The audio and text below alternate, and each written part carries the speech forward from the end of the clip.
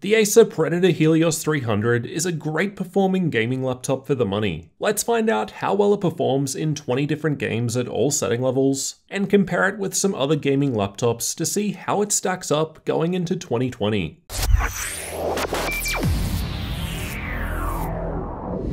I've done a similar video to this with the Helios 300 already, but that was back in June 2019 with older games, older BIOS, older Windows, and older drivers. Given Acer's Helios 300 is such a popular model that still offers great value going into 2020, I thought it would be useful to provide updated test results including newer game titles. Plus this way I'll have fresh data for future comparisons. We'll also compare some games with those tested previously to see if these updates have changed performance over time. The configuration I've got has an Intel i7-9750H CPU, 80W Nvidia GTX 1660 Ti graphics, 16GB of memory and dual channel, and a 15.6-inch 1080p 144Hz screen. You can find updated prices for this configuration and others linked in the description. The Helios 300 allows us to enable turbo mode with the press of a button, and this sets the fan speed to maximum and overclocks the graphics by this much. By default, the Helios 300 comes undervolted by -0.125 volts on the CPU. These modifications should give it an edge over the competition out of the box.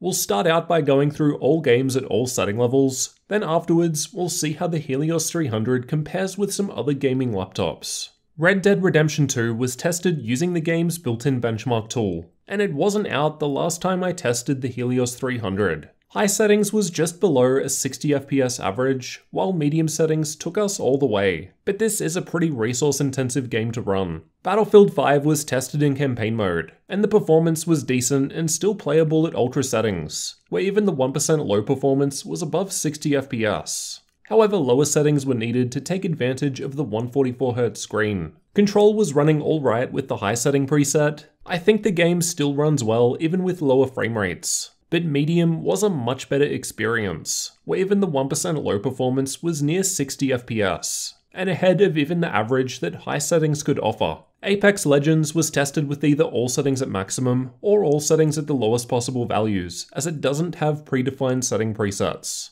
The 144 FPS frame cap was being hit at minimum settings, and the performance at max settings was still great. Call of Duty Modern Warfare was tested in campaign mode, and I've also tested it with the settings either maxed out or at minimum. I thought it was still running well even with max settings in use. The 1% low was still above 60 FPS, and while minimum settings didn't change that much, there was a larger 20 FPS boost to average FPS. Borderlands 3 was tested using the game's built-in benchmark, and high settings was needed to maintain a 60 FPS average in this test, though low settings and below was still capable of delivering above 100 FPS. Shadow of the Tomb Raider was tested with the built-in benchmark, and the results were quite impressive when compared against other laptops with the same specs. There was even a nice boost compared to the Helios when I tested it last year. We'll look at the comparison graph soon. Ghost Recon Breakpoint was also tested with the benchmark tool, and with ultra settings, it was still possible to hit 60 FPS averages. Granted, the 1% low performance was down substantially here, but could be improved nicely with lower settings.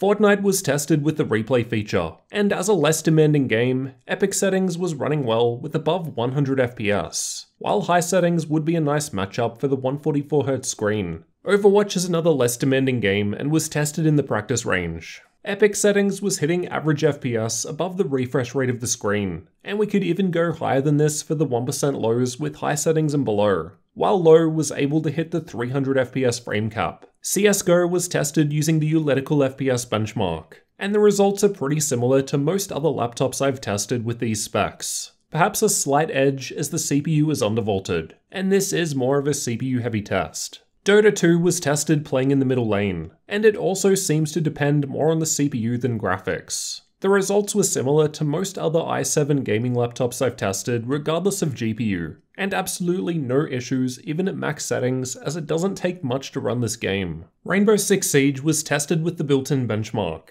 and is another title that doesn't need too much to run, which is why we've almost got 100 FPS for the 1% low even with the ultra setting preset, while high settings was averaging above the refresh rate of the screen. Metro Exodus was tested using the built-in benchmark. Most parts of the game perform a fair bit better than this, so don't take these results as a good indication of what to expect throughout the entire game. It's more of a worst case. The Division 2 was also tested with a built-in benchmark, and although it was possible to average above 60 FPS at ultra settings, the 1% low performance at ultra to medium was down significantly, though this is something I've seen from other laptops too, so likely some issue with the game. PUBG was tested using the replay feature. The frame rates look pretty decent, almost 100 FPS even with the ultra setting preset, while low settings was capable of surpassing the refresh rate of the screen with a 1% low that's still above 100 FPS. Assassin's Creed Odyssey was tested with the built-in benchmark, and as a resource-heavy game, the frame rates aren't all that much better compared to many other laptops. Though 60 FPS with very high settings is a decent result, and likely helped by the Helios being well tuned out of the box.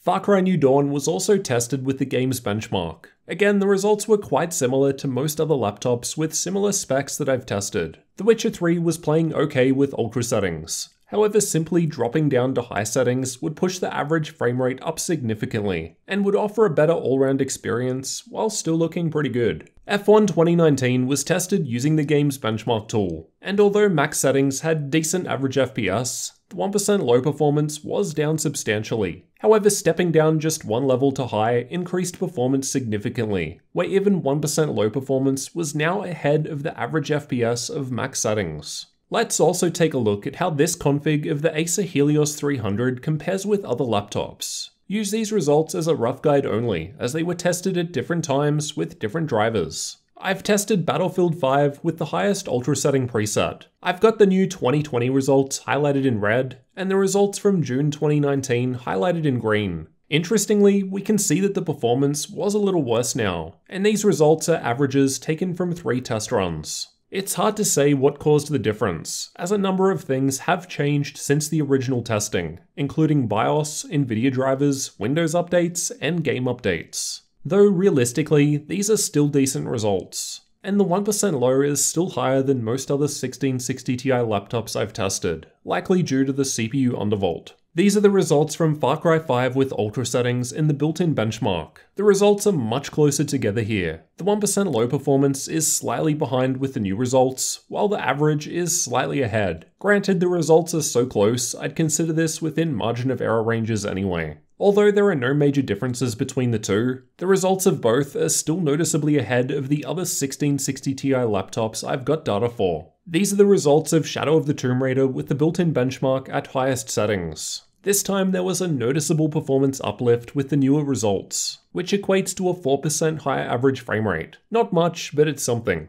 and puts the Helios 300 back in the lead out of all 1660 Ti laptops I've tested for this game. So there don't appear to be major differences even after all this time when looking at a few different games. But it looks like results will vary by game. Battlefield 5 saw slightly lower performance 7 months later, Far Cry 5 saw essentially no change, while Shadow of the Tomb Raider saw an improvement. In the end, the Acer Helios 300 is still offering great performance, especially for its price. When I originally reviewed it, it was going for $1,200 US. Now it's often found for under $1,100 US. And it even went as low as $930 US on sale during Black Friday, which is quite crazy for the performance on offer. Even going into 2020, it's still easy to suggest the Helios 300 for gaming, as it's tuned well out of the box, giving it an edge in most games when compared to many other gaming laptops with similar specs which typically cost more. The lower price just makes it better value.